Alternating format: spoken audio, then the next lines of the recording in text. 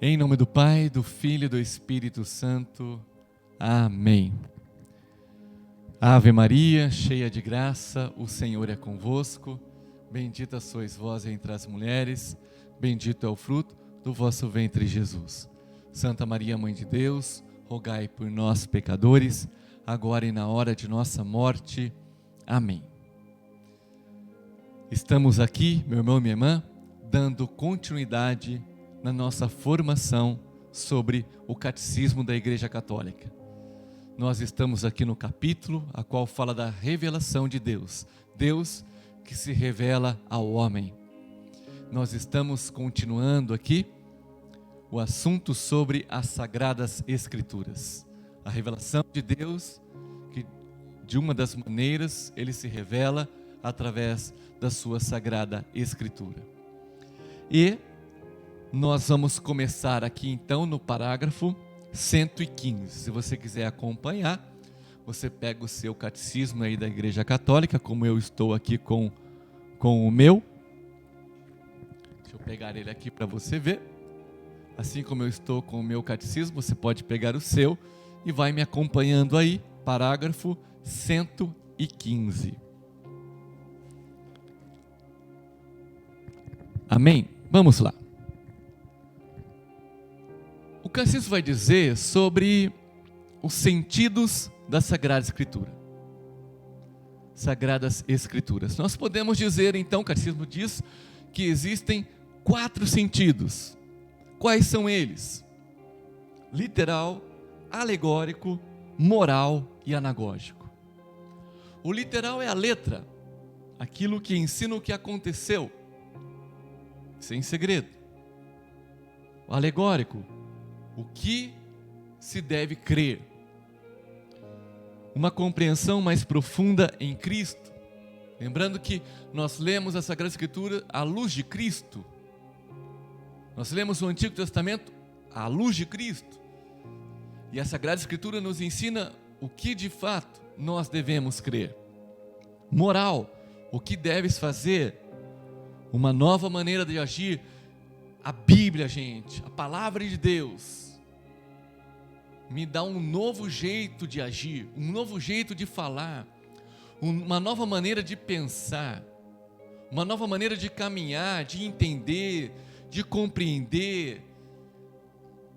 Através da Bíblia, um novo homem, com um novo jeito de proceder e agir em tudo.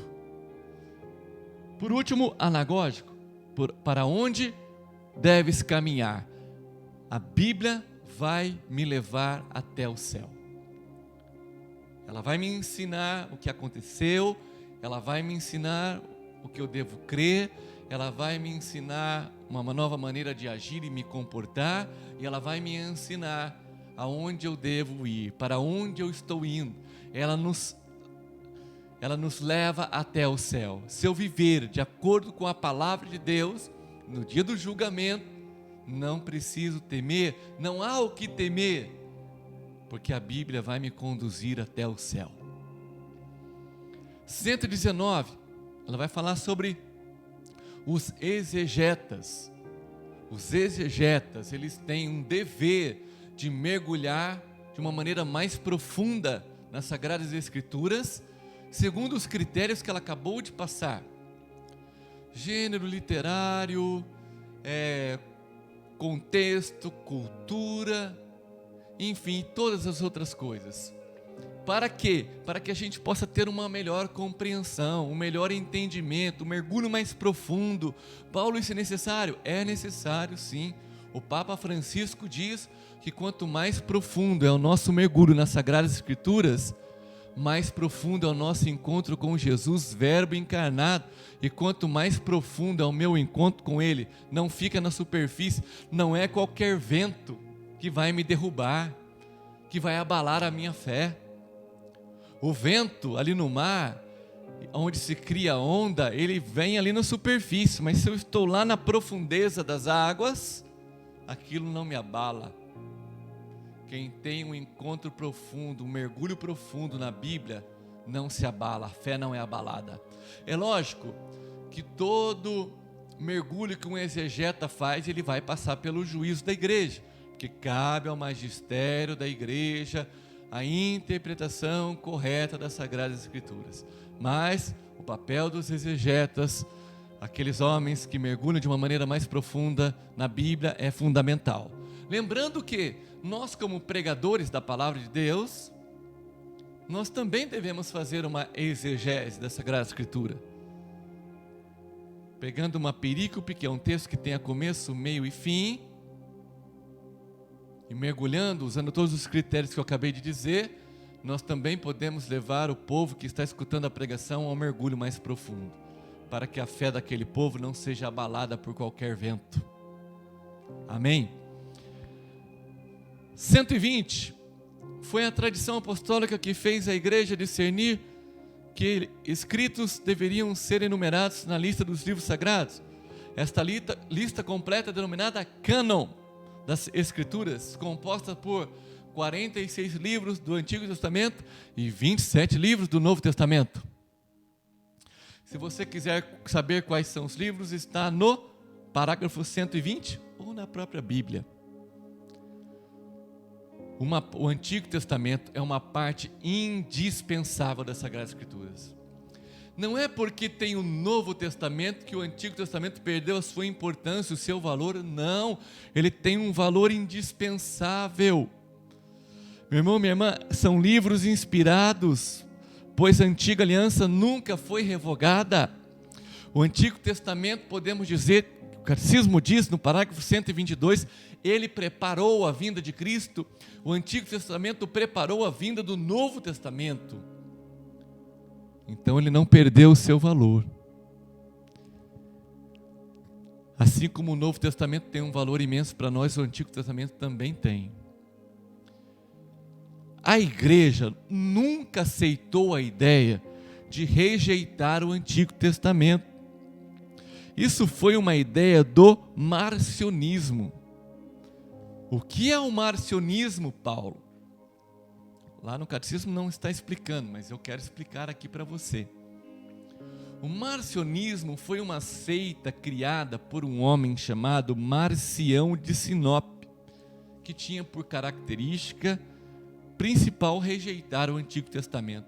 Gente, o que esse Marcião acreditava? Ele acreditava que existiam dois deuses, um Deus do Antigo Testamento e outro Deus, Jesus, do Novo Testamento. E que eles não eram os mesmos, eram dois deuses distintos. O Deus primeiro do Antigo Testamento, o Deus Criador, um Deus justo, implacável e vingador. E o Deus do Novo Testamento, que é um Deus de bondade e amor. Isso é heresia, isso não é verdade. É o mesmo Deus, único Deus, Deus uno e trino, único Deus em três pessoas, Pai, Filho e Espírito Santo. Meu irmão, minha irmã, ele disseminou essa ideia ali no século II, uma heresia do século II, que a igreja combateu. Ele excluiu, ele criou uma Bíblia e ele excluiu da Bíblia dele todo o Antigo Testamento e todos os textos que os apóstolos diziam, escreveram e afirmavam que o Deus que fez o mundo é o Pai de nosso Senhor Jesus Cristo. Ele não admitia que Jesus poderia ser humano. Com tudo isso, no ano 144, ele foi excomungado pela igreja. Depois de ser excomungado, ele fundou a sua igreja. E ele morre no ano 160 depois de Cristo. E mesmo assim, o marcionismo vai durar mais 200 anos depois da sua morte. Mas não continuou. Gente, foi a igreja, que fique claro, a igreja nunca aceitou essa ideia. Antigo e Novo Testamento compõem as Sagradas Escrituras. E os dois têm um valor imenso. Você vai ver o Novo Testamento que está escondido no Antigo Testamento. E no Novo Testamento, o Antigo Testamento é desvendado. Olha que riqueza. O Novo Testamento fornece-nos a verdade definitiva, porque toda a revelação do Pai está em Jesus. Os evangelhos são o coração de todas as escrituras, vida e doutrina do Verbo encarnado. Na formação dos evangelhos podemos distinguir 3 etapas: a vida e ensinamento de Jesus, cuja a história é autêntica; a tradição oral, os apóstolos transmitiram na luz dos acontecimentos históricos inspirados pelo Espírito Santo; e os evangelhos escritos. Não existe, olha só, 127 esse parágrafo. Não existe doutrina que seja melhor e mais preciosa e mais esplêndida que o Evangelho. Uma doutrina perfeita. Jesus que ensina e que vive aquilo que ele ensina. Então, com isso, e não existe doutrina superior, melhor, igual a essa. Ela é perfeita, o Evangelho é perfeito, o ensinamento de Cristo é perfeito e possível viver. Jesus ensinou e viveu aquilo que ele ensinava. É para dizer para nós: é possível viver o Evangelho na íntegra, é possível. Se algum dia nós escutarmos: olha, é bonito aquilo que está escrito, mas não é bem por aí, não tem como viver o Evangelho, é mentira, isso não é verdade. Jesus, quando vive aquilo que ele prega, e ele se fez homem, 100% Deus e 100% homem, ele nos ensina o quê? É possível sim viver a nossa vida conforme o Evangelho. Não é uma doutrina impossível de se viver. Existe, logicamente, uma unidade entre o Antigo e o Novo Testamento. A igreja iluminou a unidade do plano divino nos 2 testamentos graças à tipologia. O que é tipologia? As profecias que estão no Antigo Testamento se cumprem em Jesus, mas de uma maneira tipológica. Eu vou explicar. Você pega em Isaías, escrito assim: uma virgem ficará grávida e dará à luz ao Emanuel. Não estava falando de Jesus. O rei ali estava enfrentando uma batalha, estavam atacando o reino de Israel, e o Isaías vai profetizar dizendo que uma virgem iria ficar grávida. Esse menino então nasce, ele é Ezequias, e aquilo é uma confirmação que o reinado vai permanecer e que a vitória vai acontecer. Mas de uma maneira tipológica, essa profecia que não foi feita pensando em Jesus, ela vai se cumprir de fato em Jesus. Esse Emanuel é o próprio Jesus, e esta virgem, a igreja entende como Maria. Então é feita de uma maneira tipológica, e aí uma unidade tão grande entre o Antigo e o Novo Testamento. Você está entendendo, irmão, como é feita então essa tipologia que cria então uma unidade muito grande entre o Antigo Testamento e o Novo Testamento? Essa leitura tipológica manifesta o conteúdo inesgotável do Antigo Testamento. Eu vou te dar um outro exemplo. Quando Abraão pede para o seu empregado procurar alguém para casar com Isaac, o seu filho, que seja da sua parentela, O empregado então vai à procura de um parente próximo, de uma parente próxima para Isaac. E ele encontra então Rebeca. Ele então prepara a Rebeca para trazer para Isaac. Nós podemos dizer então que esse empregado foi o amigo do noivo, aquele que foi lá e preparou a noiva para receber o noivo. Fazendo uma linguagem tipológica. E isso não faz perder o valor, viu? Isso não faz perder o valor daquele fato ali, do empregado de Abraão ir lá, isso não perde o valor. Gente, para encerrar essa formação, devido ao tempo, olha, fazendo uma tipologia disso. Quem é o amigo do noivo? O Espírito Santo. Quem é a noiva? A igreja. Quem é o noivo? Jesus. Então nós podemos dizer o quê? Que o Espírito Santo, o amigo do noivo, prepara a noiva para receber o noivo. O Espírito Santo nos santifica para nos prepararmos para um encontro definitivo com o noivo. Isso já está numa linguagem tipológica no Antigo Testamento. Quanta riqueza que nós podemos absorver aqui do ensinamento que o Catecismo da Igreja Católica nos traz. Lembrando que a tipologia não tira o valor do texto, como eu falei. Vamos lá, parágrafo 131, para a gente encerrar aqui no 133.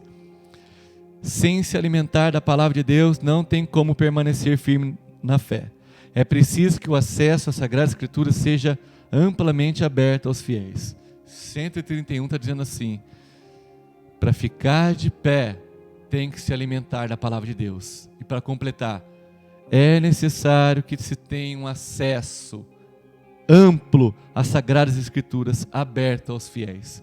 Gente, nós temos que louvar muito a Deus, porque aqui no Brasil, nós temos acesso à Bíblia, às Sagradas Escrituras, abertamente. Não sabemos se isso vai perdurar. Não sabemos quanto tempo isso ainda vai levar, esse acesso tão fácil que nós temos, tão aberto que nós temos a palavra de Deus. Então, o que eu posso dizer sobre isso? Aproveitemos, não desperdicemos, porque nós não sabemos o dia de amanhã. Nós não sabemos se no nosso país aqui, nós vamos ter esse acesso sempre tão livre e aberto como nós temos hoje. Aproveita a ter cada vez mais um encontro com a palavra de Deus, para que ela fique cravada e gravada na sua alma e no seu coração. Porque se por acaso um dia tirarem o nosso acesso à Bíblia, a Bíblia já vai estar escrita dentro de você. Então, meu irmão, seja íntimo da Bíblia, da palavra de Deus. A igreja 133, a igreja exorta a frequente leitura das Sagradas Escrituras. A igreja exorta, gente, a frequente frequente leitura das Sagradas Escrituras. Isso não é coisa, irmão, que alguém determinou, por exemplo, no nosso caso aqui de uma nova comunidade, não, vamos fazer leque divino, isso é coisa da igreja. A nossa regra de vida, na verdade, é uma regra de todo cristão católico, de ler frequentemente as Sagradas Escrituras. Não é algo específico só para gente consagrado aqui, membro da Missão Kairos, não, da comunidade de Missão Kairos, não. É algo de todo cristão católico batizado. Ter intimidade com a palavra, não só católico, mas evangélico também. A igreja exorta. A Bíblia não pode ser lida só quando eu quero, só quando eu tenho vontade. Eu não posso, irmão, deixar o meu dia passar sem ter contato com a palavra de Deus. Eu não posso, irmão. É a igreja que está me exortando. É a Santa Mãe Igreja que está me exortando. E se eu sou um filho obediente, eu não posso ficar longe da Bíblia por nem um dia sequer. Ignorar a Bíblia é ignorar o próprio Cristo. É o Catecismo da Igreja Católica que diz isso. Se você ignora as Sagradas Escrituras, se você não busca a Bíblia, esse ensinamento, essa intimidade com a palavra de Deus, você está ignorando o próprio Cristo. Você não quer isso, eu tenho certeza. Sejamos íntimos da palavra de Deus, que esta formação tenha alimentado a sua alma, para que você seja cada vez mais um homem da Bíblia, uma mulher da Bíblia. Amém? Deus abençoe você. Tenho certeza que o Senhor falou muito com você nesta formação, assim como falou comigo a hora que eu preparava. Amém? Estivemos unidos em nome do Pai, do Filho e do Espírito Santo.